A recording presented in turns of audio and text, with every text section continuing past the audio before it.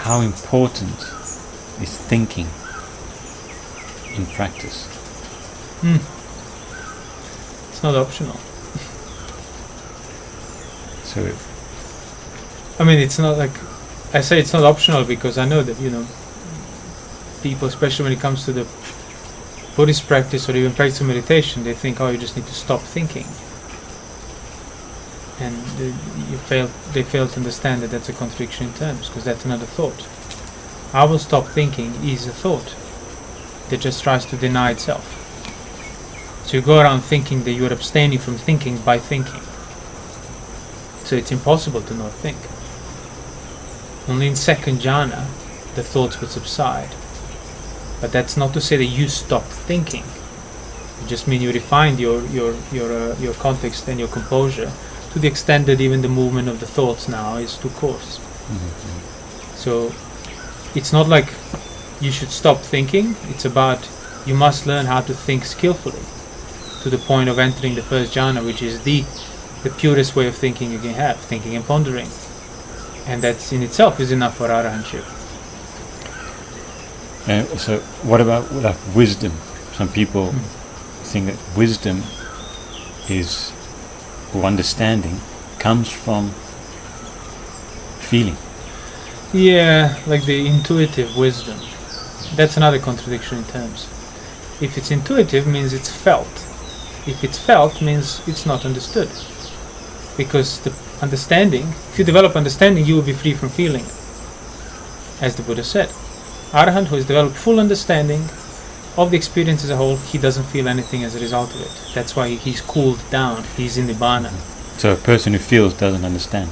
Exactly. Yeah. To the extent you feel, to that extent you're lacking understanding. Or wisdom. Yeah, that's what wisdom is. It's that understanding. I don't mean understanding in psychological manner, or this is what's happening to me. I mean understanding the nature of things. That's what wisdom is. Wisdom means perspective. We covered that in other talks, basically. Doesn't mean intelligence, but means perspective. And you don't have, intuitive perspective that I can't quite put in the words. That's not perspective. That's just you mystifying your own feelings.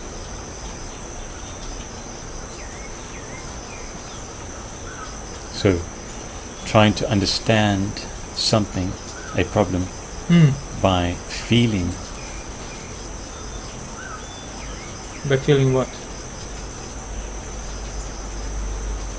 I've got a problem, so if I feel the problem, okay, then feeling it, experiencing it through feeling, I will understand it and become wise.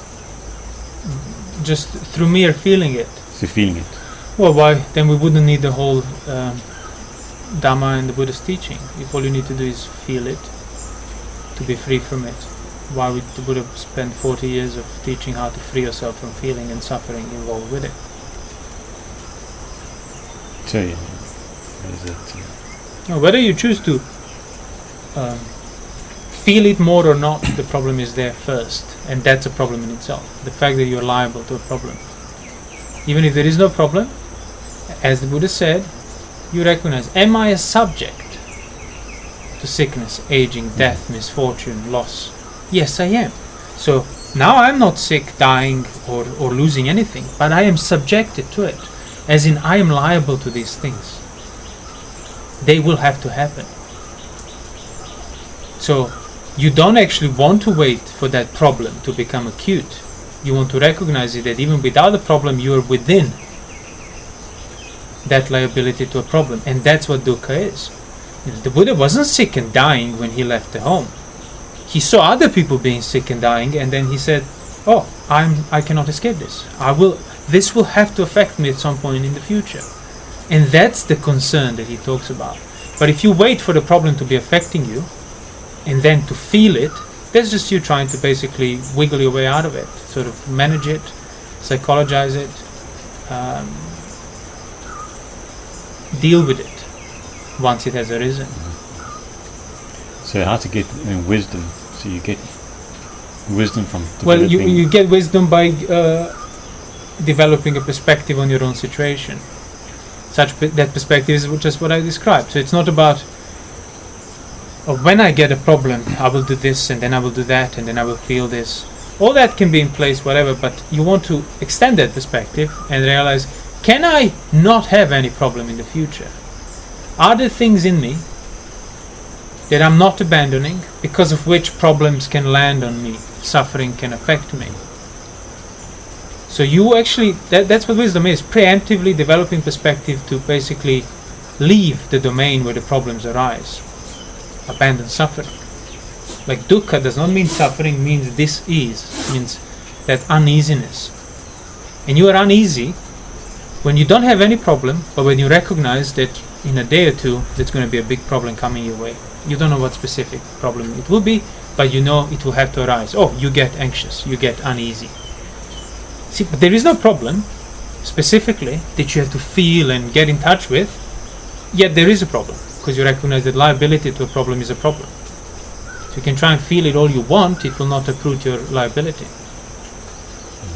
Only developing that perspective further and abandoning passion in regard to it is what develops that wisdom, that uproots the liability to it.